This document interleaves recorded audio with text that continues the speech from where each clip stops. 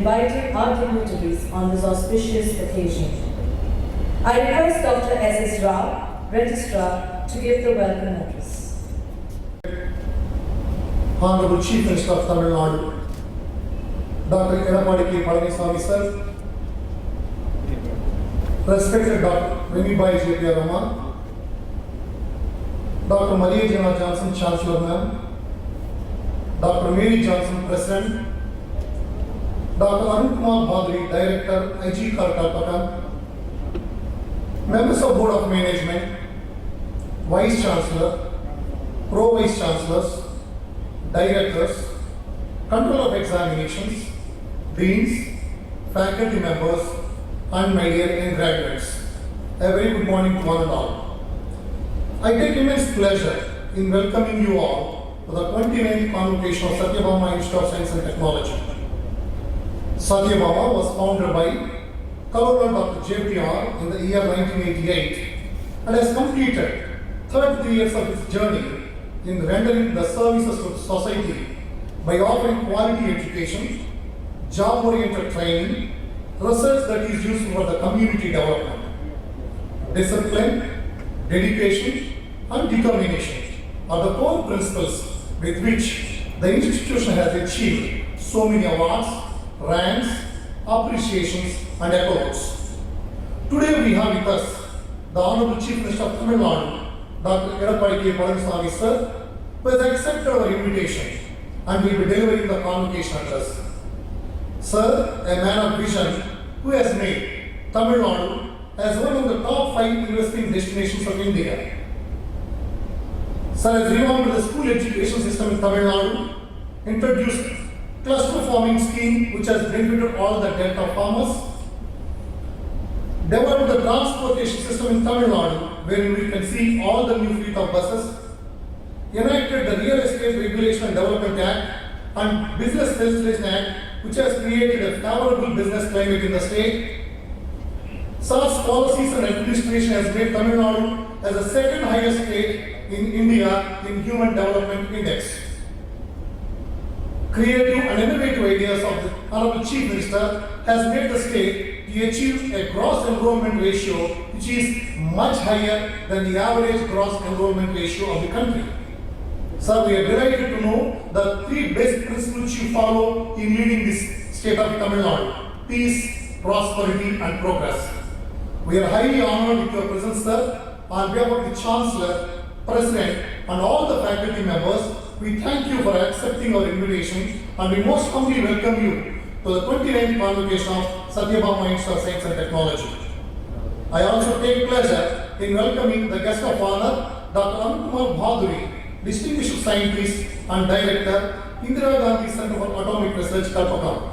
On behalf of Satyabama, we thank you, sir, for your acceptance and we welcome you on this auspicious occasion.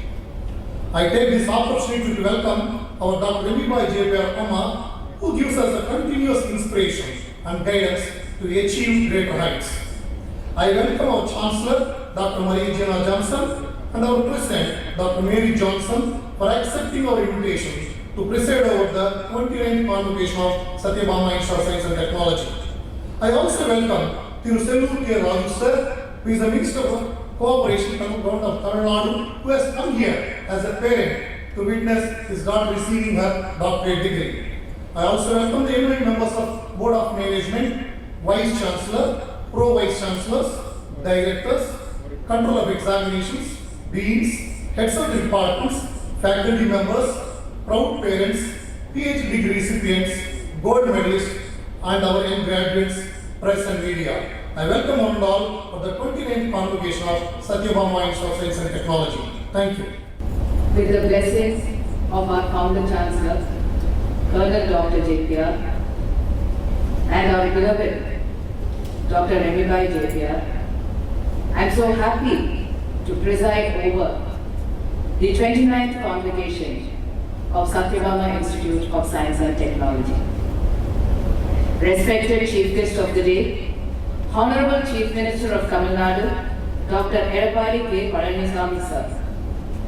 Respected Director of IG Kalpaka, our President, Dr. Mary Johnson, members of the Board of Management, Vice Chancellor Dr. T. Sasiprabha, Pro Vice Chancellors, Registrar, Directors, Deans, faculties, special invitees, officials from various press and media, parents, and my dear graduates.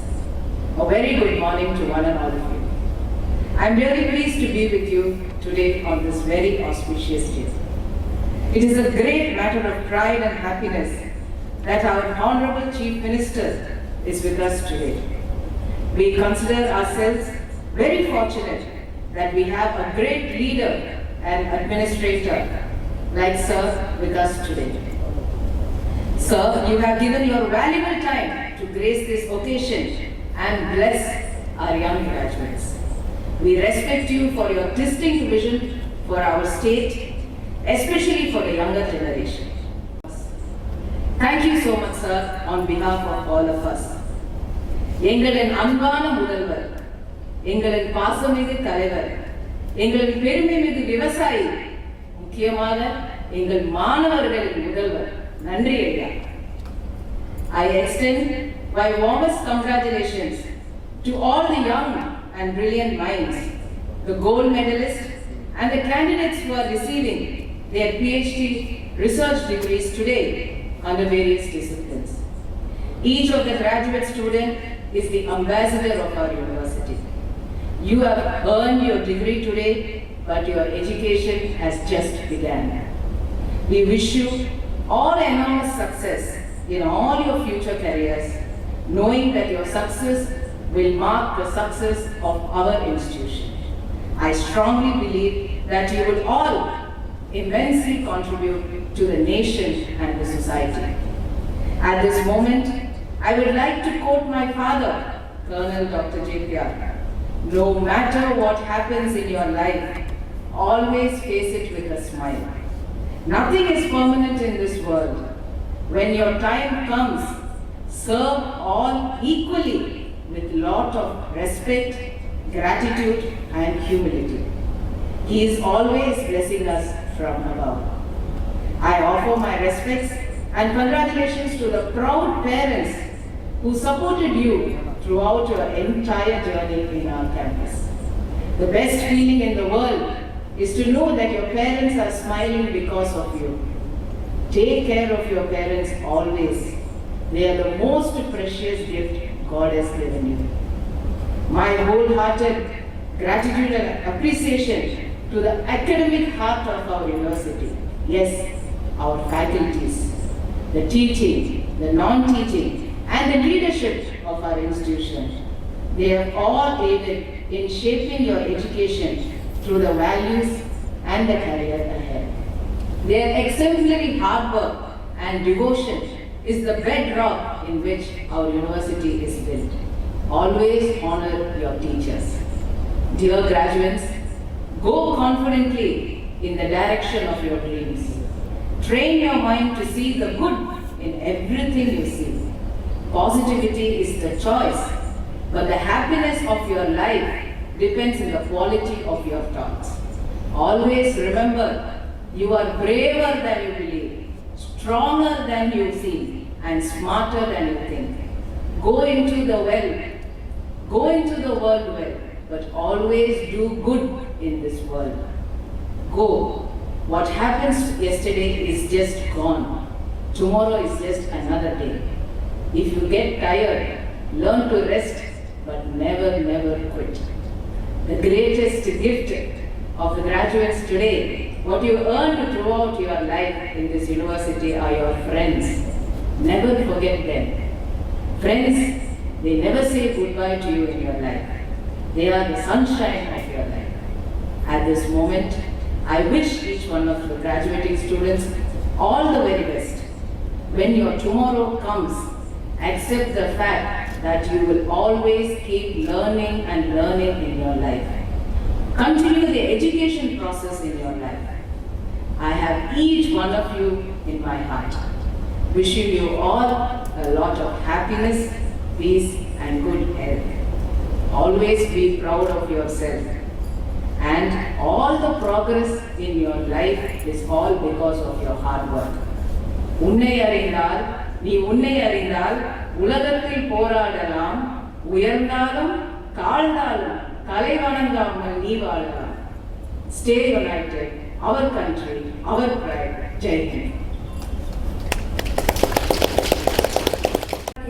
Palnisami Ayya அவர்கள்.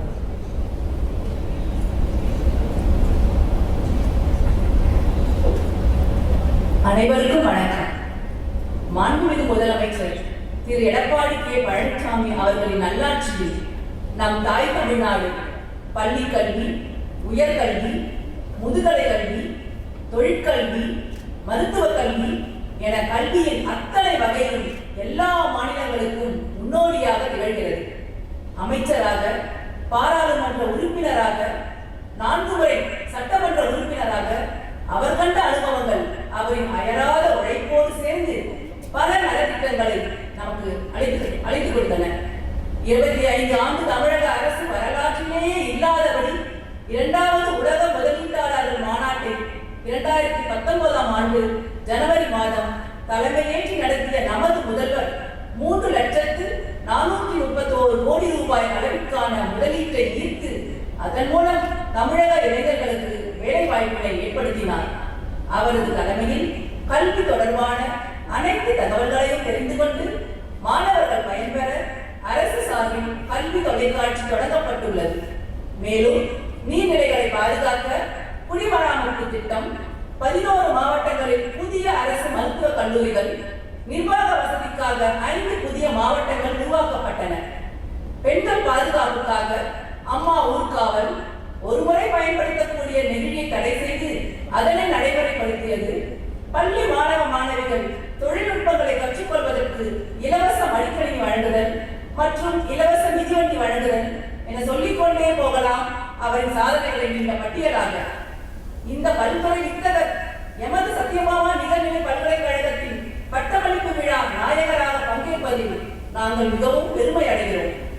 எத்தனை சிகரங்களை தொட்டாலும் அடிப்படையாக தன்னை ஒரு எளிமையான விவசாயி என குறிப்பிடுவதையே பெருமையாக நினைக்கும் நமது மாண்புமிகு தமிழக முதல்வர் அவர்களை பட்டமளிப்பு விழாவில் பேருரை வழங்க அன்புடன் அழைப்பதில் பெருமிதம் கொள்கிறேன்.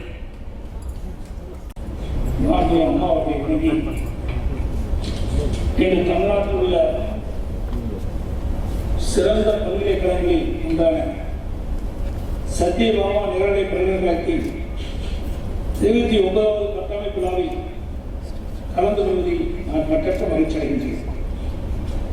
இவ்விழாவிற்கு வழி வந்துள்ள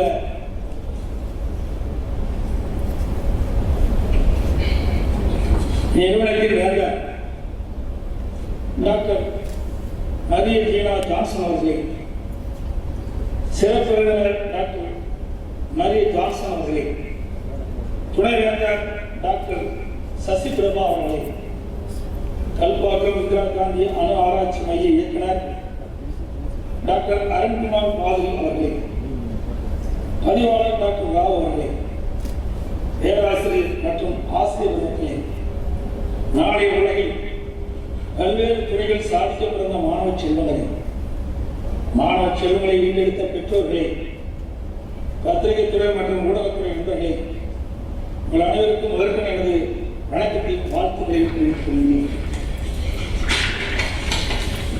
பட்டமளிப்பு விழா நிகழ்வு என்பது ஆண்டு முழுவதும் இரவு மாறாமல் நீங்கள் மேற்கொண்ட கடின உழைப்புக்கு அங்கீகாரம் வழங்குவதாகும். உங்களது பெற்றோரும் மகிழ்ச்சியுடன் கொண்டாடும் தருணம் இதுவாகும். ஆசைகளுக்கும் அவரது உழைப்புக்கு கிடைத்த அங்கீகாரம் ஆகும் என்றார் மாண்பு புரட்சித் தலைவி அம்மா அவர்கள். மாணவன் உயர்கல்வி தேவையை உணர்ந்து மாண்பு புரட்சித் தலைவர் எம்ஜிஆர் அவர்கள் சுயநிலை கல்விகளை தமிழ்நாட்டில் தொடங்குவதற்கு அனுமதித்து உயர்கல்வியில் ஒரு புரட்சியை ஏற்படுத்தினார். அந்த புரட்சியில் உதித்த ஒன்றுதான் சத்யபாமா நிகழ்நிலை பல்கலைக்கழகம். பல்கலைக்கழகங்கள் அறிவுரையின் கோயில். இங்கு மாணவர்கள் அறிவின் ஆழத்தை அறிந்து கொள்ள வழிகாட்டுகிறார்கள். இக்கல்வி சேவையை சிறப்பாக செய்வதால் இந்தியாவில் இருந்து மட்டுமின்றி உலகின் பல்வேறு பாகங்களில் இருந்தும் ஆண்டுதோறும் ஆயிரக்கணக்கில் மாணாக்கர்களை கல்வி பெற இருக்கின்றனர். இந்த நிகழ்நிலை பல்கலைக்கழகத்தில் 46 இளங்கலை மற்றும் 21 முதுகலை பட்டப்படிப்புகளை வழங்கும் 27 துறைகளில் ஆயிரக்கணக்கான மாணாக்கர்கள் பயின்று வருகிறார்கள் என்பதை அறிய நான் மகிழ்ச்சி அடைகின்றேன்.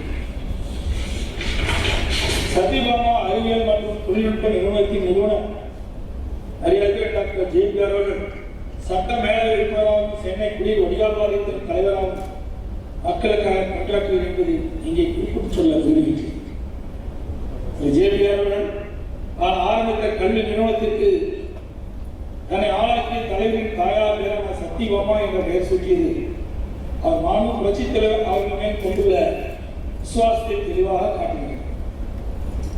அவரது அயராத உழைப்பினால் கல்லூரி என்ற நிலையிலிருந்து இன்று நிகழ்நிலை பல்கலைக்கழகம் என்ற நிலைக்கு இந்நிறுவனம் உயர்ந்துள்ளது. இந்த பல்கலைக்கழகம் மேலும் தலைத்தோங்க எனது வாழ்த்துக்களை தெரிவித்து வருகின்றேன். சமுதாயத்தை உயர்த்த வேண்டும் என்ற விழிப்புணர்வு உடையவர் எவரோ அவரே சிறந்த மனிதர் என்றார் அண்ணல் அம்பேத்கர் அவர்கள். கிராமப்புறங்களில் உள்ள அரசு வழிகளை தத்தெடுத்து அந்த பள்ளிகளுக்கு நவீன உபகரணங்களை வழங்குதல், ஏழை மாணாக்கர்களின் கல்விக்கு உதவி செய்து போன்ற பணிகள் சமுதாயம் முன்னேற்றம் அடைய வேண்டும் என்ற இந்த நிறுவனத்தின் உயர்ந்த எண்ணத்தினை வெளிப்படுத்துவதாக நினைக்கிறேன். கல்வி சேவையில் இந்த நிறுவனம் இடையராக ஆட்சி வரும் பணிகளுக்காக அரசு துறைகள் மற்றும் பல்வேறு அமைப்புகளிடமிருந்து பல அங்கீகாரங்களையும் விருதுகளையும் பெற்றுள்ளது என்பதை அறிவதில் நான் மகிழ்ச்சி அடைகின்றேன். மேலும் சத்யபாமா நிகழ்நிலை பல்கலைக்கழகம் இஸ்ரோ நிறுவனத்துடன் இணைந்து துணைக்கோள் விண்ணில் செலுத்திய செயல் இந்த பல்கலைக்கழகத்தின் தனி தத்துவத்தை பறைசாற்றுவதாக அமைந்துள்ளது. இன்று நடைபெறும் இந்த பல்கலைக்கழகத்தின் பட்டமளிப்பு விழாவில் பட்டம் பெற உள்ள 3190 இளநிலை மற்றும் முதுகலை மாணாக்கர்களுக்கும் முனைவர் பட்டம் பெற உள்ள 129 ஆராய்ச்சி அறிஞர்களுக்கும் தங்கம் பதக்கம் பெற உள்ள 20 மாணாக்கர்களுக்கும் எனது பாராட்டுகளையும் நல்வாழ்த்துக்களையும் இந்த நிகழ்ச்சி வாயிலாக தெரிவித்துக் கொள்கிறேன். அறிவுசார் மனித வளம் மேம்பாடு அடைய வேண்டுமெனில் அனைவருக்கும் கண்ணுதடையின்றி கல்வி கிடைப்பது உறுதி செய்யப்பட வேண்டும் என்றார் மாண்பு புரட்சித் தலைவி அம்மா அவர்கள். எனவே மாண்பு அம்மாவை தொடர்ந்து மாண்பு அம்மாவின் அரசு கல்விக்கு முக்கியத்துவம் அளிக்கும் வகையில் பல்வேறு திட்டங்களை செயல்படுத்தி வருகின்றது. இந்தியாவிலே உயர்கல்வியில் சிறந்து விளங்கும் முன்னோடி மாநிலங்களில் தமிழ்நாடு ஒன்றாகும். உயர்கல்வித்துறையில் மாண்பு அம்மா அவர்களாலும் மாண்பு அம்மாவின் அரசால் செயல்படுத்தப்பட்ட திட்டங்கள் சிலவற்றை நீங்கள் குறிப்பிட்டு சொல்வது பொருத்தமாக இருக்கும் என்று கருதுகின்றேன். அனைவருக்கும் உயர்கல்வி கிடைப்பதை உறுதி செய்வதில் தமிழ்நாடு முன்னணி மாநிலமாக திகழ்கிறது. 2011-12 ஆண்டிலிருந்து 2019-20 ஆண்டு வரை அதிக அளவில் அரசு கலை மற்றும் அறிவுக் கல்லூரிகளை தமிழகத்தில் திறக்கப்பட்டு இன்றைக்கு அந்தந்த பகுதியில் இருக்கின்ற மாணவ மாணவர்கள் குறைந்த கட்டணத்திலேயே உயர்கல்வி படிக்கக்கூடிய சூழ்நிலையை அம்மாவுடைய அரசு உருவாக்கி தந்துள்ளது. 2019-20 ஆண்டில் 14 பல்கலைக்கழக உறுப்பு கல்லூரிகள் அரசு கல்லூரிகளாக மாற்றம் செய்யப்பட்டுள்ளன. 2013-14 ஆண்டிலிருந்து 2018-19 ஆண்டு வரை 21 அரசு பலவகை தொழில்நுட்ப கல்லூரிகள் தொடங்கப்பட்டுள்ளன. கடந்த 2012-13 ஆண்டிலிருந்து 4 புதிய அரசு பொறியியல் கல்லூரிகள் தொடங்கப்பட்டுள்ளன. இந்த கல்வி நிலையங்கள் நகர மற்றும் கிராம மக்கள் எளிதில் சென்றடையும் பகுதியில் அமைக்கப்பட்டுள்ளன. சென்ற 2011-12 ஆண்டு முதல் இதுவரை அரசு கலை மற்றும் அறிவுக் கல்லூரியில் 1577 பாடப்பிரிவுகள் தொடங்கப்பட்டுள்ளன. இதனால் உயர்கல்வி கற்கும் மாணாக்கரின் எண்ணிக்கை அதிகரித்துள்ளது. சமீபத்தில் தேசிய தர நிர்ணய கட்டமைப்பு வெளியிட்ட ஆய்வறிக்கை உயர்கல்வி தரவரிசை பட்டியலில் அகில இந்திய அளவில் உள்ள முதல் 100 பல்கலைக்கழகங்களில் தமிழ்நாட்டைச் சேர்ந்த 18 பல்கலைக்கழகங்களும் முதல் 100 பொறியியல் கல்லூரியில் தமிழ்நாட்டைச் சேர்ந்த 18 பொறியியல் கல்லூரியிலும் முதல் 100 கலை மற்றும் அறிவியல் கல்லூரிகளில் 32 கலை மற்றும் அறிவியல் கல்லூரியில் இடம்பெற்று சாதனை படைத்துள்ளது என்பதை பெருமிதத்துடன் இங்கே குறிப்பிட விரும்புகின்றேன். அரசு கலை மற்றும் அறிவியல் கல்லூரியில் உட்கட்டமைப்பு வசதி ஏற்படுத்துவதற்காக 80 கோடி ரூபாய் நிதி ஒதுக்கீடு செய்யப்பட்டு பணிகள் நடைபெற்றிருக்கின்றன. முதல் தலைமுறை பட்டதாரிகளுக்கு கட்டண சலுகை, போஸ்ட் மெட்ரிக் கல்வி உதவித்தொகை, விலையில்லாம் அடிக்கணி, பின்தங்கிய மாணாக்கருக்கான கல்வி ஊக்கத்தொகை, இலவச பேருந்து அட்டை மற்றும் அரசு கலை மற்றும் அறிவியல் கல்லூரியில் முதுகலை படிக்கும் மாணவர்களை இலவச கல்வி போன்ற முன்னோடி திட்டங்களால் மாணாக்கர் சேர்க்கை விகிதம் ஆண்டுக்கு ஆண்டு உயர்ந்து வருகிறது என்பதை பெருமிடன் தெரிவித்துள்ளது. 2020-21 ஆண்டு உயர்கல்வித்துறை வளர்ச்சிக்காக 5052 கோடியே 84 லட்சம் ரூபாய் நிதி ஒதுக்கீடு செய்யப்பட்டது என்பதை பெருமிடன் குறிப்பிட்டு சொல்ல விரும்புகிறேன். மாணாக்கர்கள் கல்வி மேம்பட அம்மாவின் அரசு இதுபோன்ற பல்வேறு திட்டங்களை செயல்படுத்தி வருகிறது. அம்மாவின் அரசு எடுத்த தொடர் முயற்சியின் காரணமாக இன்று உயர்கல்வியில் சேரும் மாணாக்கரின் சதவீதம் 49ஆக உயர்ந்துள்ளது. இந்தியாவிலேயே உயர்கல்வி சேர்க்கையில் தமிழ்நாடு முதன்மை மாநிலமாக திகழ்ந்து வருகிறது என்பதை பெருமிடன் தெரிவித்து வருகிறேன். சமீபத்தில் கூட புதிய சிவநாடா பல்கலைக்கழகம் மற்றும் சாய் தனியார் பல்கலைக்கழகங்கள் கட்டணங்களுக்கான அடிக்கல் நாட்டி துவக்கி வைக்கின்றனர். மேலும் விழுப்புரத்தை தலைவராக கொண்டு ஒரு புதிய பல்கலைக்கழகம் நிறுவிட அம்மாவின் அரசு உத்தரவிட்டுள்ளது. தமிழ்நாட்டில் அமைதியான சூழ்நிலை, உட்கட்டமைப்பு வசதிகள் மற்றும் மனிதவளம் அதிகமாக உள்ளதால் இன்று பல்வேறு நிறுவனங்கள் தமிழ்நாட்டில் தொழில் தொடங்க அதிக அளவில் முன்னுக்கு வருகின்றன. மேலும் தமிழ்நாடு அரசால் நடத்தப்பட்ட 2 உலக முதலீட்டாளர் சந்திப்புகளின் மூலம் அதிக அளவில் முதலீடுகள் ஈர்க்கப்பட்டுள்ளன. அவர்கள் பெரும்பாலான நிறுவனங்கள் தங்கள் பணியினை தொடங்கியுள்ளன. தற்போது கொரோனா தொற்று நோயின் தாக்கத்தால் தொழில்துறையில் நிலவி வரும் அந்த நிலையிலும் இந்தியாவிலேயே தமிழ்நாட்டில்தான் அதிக அளவில் தொழில் முறைகளில் ஈர்க்கப்பட்டுள்ளன என்பதை பெருமத்துடன் தெரிவித்து வைக்கிறேன். அரசின் இந்த நடவடிக்கை காரணமாக தமிழ்நாட்டில் வேலைவாய்ப்பில் அதிகரித்துள்ளது என்பது பட்டப்படிப்பு முடிந்து பணியினை தேடவிருக்கும் உங்களுக்கு மிகுந்த நம்பிக்கையூட்டும் செய்தி. சுயமாக தொழில் தொடங்குபவர்களும் தமிழ்நாடு அரசு பல்வேறு சலுகைகளையும் ஊக்கத்தையும் அளித்து வருகிறது. இதனை கருத்தில் கொண்டு பட்டம் பெற்று வெளியில் வருபவர்கள் சுய தொழில் தொடங்குவதற்கு முனைப்பு காட்ட வேண்டும் என்று உங்களை அன்போடு கேட்டுக்கொள்கிறேன். தமிழகத்தின் எதிர்காலத்தை வடிவமைப்பவர்கள் இங்கே கூடியிருக்கிறீர்கள். உயர்ந்த சிந்தனைகள், உன்னத லட்சியங்கள், பரந்த மனப்பான்மை கொண்ட தொழில்நுட்ப வல்லுநர்கள் இங்கே இருக்கின்றீர்கள். உங்களிடம் ஒரு ஐன்ஸ்டீன் இருக்கிறார், ஒரு தாமஸ் ஆல்வா எடிசன் இருக்கிறார், ஒரு நியூட்டன் இருக்கின்றார், ஒரு சர்வீஸ் ராமன் இருக்கின்றார், ஒரு சுந்தர் பிச்சை இருக்கின்றார். இன்னும் வருங்காலத்தில் உலகத்தில் பல்வேறு கண்டுபிடிப்புகளை உருவாக்கி இருக்கும் ஏழைகளும் நாட்டை வழிநடத்தும் தலைவர்களும் பலர் இங்கே இருக்கின்றீர்கள். எழுத நடந்தால் இமயமலையும் நமக்கு வழி கொடுக்கும், உறங்கி கிடந்தால் சிறந்தி வலையும் நம்மை சிறைபிடிக்கும் என்பதை கட்டம் பெற்று புதிய உலகத்தில் அடியெடுத்து வைக்கும் நீங்கள் உணர்ந்து செயல்பட்டால் வாழ்வில் வெற்றி நிச்சயம். வித்தியாசமாக சிந்திக்கும் துணிவு, புதியன கண்டறியும் துணிவு, புதிய பாதையில் பயணிக்கும் துணிவு, முடியாதை குறித்து காட்டும் துணிவு, இதையெல்லாம் இளமை சிறந்த அடையாளம் என்றார் முன்னாள் குடியரசுத் தலைவர் மாண்பு அப்துல் கலாம் அவர்கள். அறிவாலும் ஆற்றலால் ஆகாது ஒன்றுமில்லை, அறிவும் ஆற்றலும் சேர்ந்து உழைத்தால் வெற்றி நிச்சயம் என்றார் பேரன் அண்ணா அவர்கள். எனவே மிகச்சிறந்த பல்கலைக்கழகத்தில் உங்களுக்கு கிடைத்துள்ள கல்வி சார்ந்த அடித்தளம் உங்கள் எதிர்கால வாழ்க்கைக்கு உந்து சக்தியாக இருக்கு. இங்கே கடுமையான உழைப்பாலும் ஒழுக்கத்தாலும் சிறந்த மதிப்பெண்களையும் பரிசுகளையும் பெற்றவர்களை நான் மனதார பாராட்டுகின்றேன். மிகப்பெரிய அளவில் மதிப்பெண்கள் பெறாதவர்களுக்கும் ஏராளமான வாய்ப்புகள் காத்திருக்கின்றன. உங்களுக்கு தேவையான எதையும் உங்களால் பெற முடியும். நிமிர்ந்த நன்னடையுடன் மேற்கொண்ட பார்வையுடன் நீங்கள் பயணிக்க வேண்டும் என்று உங்களை அன்போடு கேட்டுக்கொள்கிறேன்.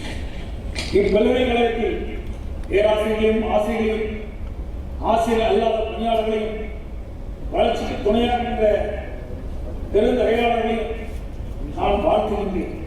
சமூகத்தில் குழந்தைகளின் உணர்வுகளை தாங்கிக் கொண்டு உறுதியாக இருக்கின்ற பெற்றோர்களுக்கும் எனது நெஞ்சார்ந்த பாராட்டுகளை பகிர்ந்து கொள்கிறேன். கருணை இருந்தால் வல்லதாகலாம், கடமை இருந்தால் வீரனாகலாம், பொறுமை இருந்தால் மனிதனாகலாம், இந்த மூன்றும் இருந்தால் தலைவனாகலாம் என்று பாடினார் புரட்சித் தலைவர் எம்ஜிஆர். எனவே நமது நாட்டின் வருங்கால தலைவராகிய உங்களுக்கு எனது வாழ்த்துக்களையும் பாராட்டுகளையும் மீண்டும் ஒருமுறை தெரிவித்துக் கொள்கின்றேன். இந்த நிகழ்ச்சியை நல்ல முறையில் ஏற்பாடு செய்த சத்தியபாமா நிகழ்வுகளை பல்கலைக்கழகத்திற்கும் நிகழ்ச்சியில் பங்கு பெற்ற அனைத்து நல்ல உள்ளங்களுக்கும் எனது நன்றியும் பாராட்டுகளையும் தெரிவித்துக் கொள்கிறேன். நன்றி, வணக்கம். காலம் கொண்டாடது என்பர் பட்டமளிப்பு விழாவில் சிறப்புரையாற்றி பட்டம் பெறும் மாணவ மாணவிகளை வாழ்த்தி ஊக்குவித்து சிறப்பித்தமைக்கு சத்தியபாமா பல்கலைக்கழகம் சார்பாக நெஞ்சார்ந்த நன்றியை தெரிவித்துக் கொள்கிறேன். Perfection, and he never fails to inspire us through his hard work and discipline. May I now request our President, Dr. Marie Johnson, to felicitate our Honorable Chief Minister of Tamil Nadu, Thiru Edapadi K. Palanisamy sir, on this wonderful occasion of the 29th convocation of Satyabama Institute of Science.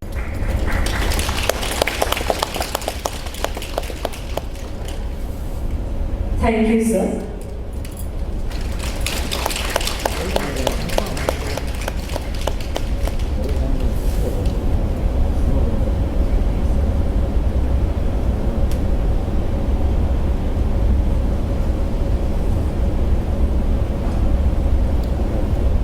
Colonel Dr. JPR Best Thesis Award from Faculty of Science and Humanities under the category of Life Sciences. Her supervisor is Dr. Rani P. George.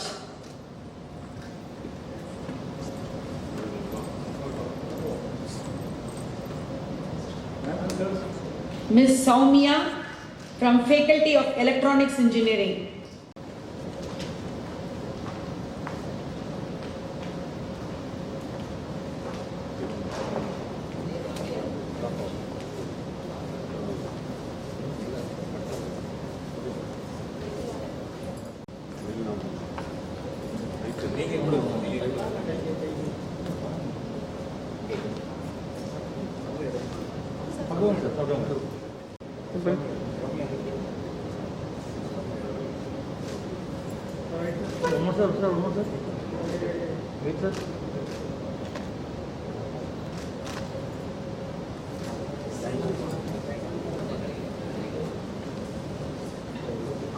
Sir कोई ma'am को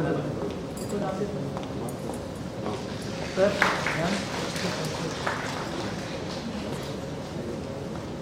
Mr.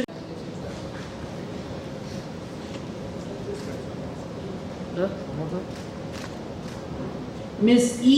Annadevi from Faculty of Electronics Engineering.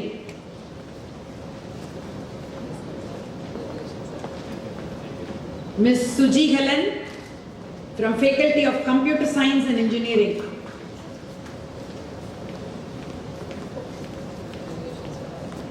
Ms. Aisha Fatima from Faculty of Business Administration.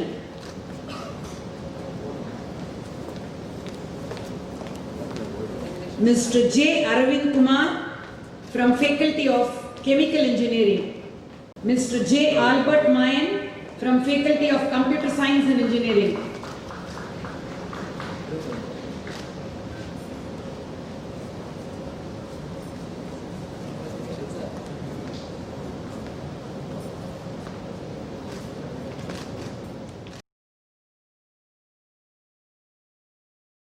Thank you so much for watching this. Please do like, share and subscribe this channel. Thank you so much.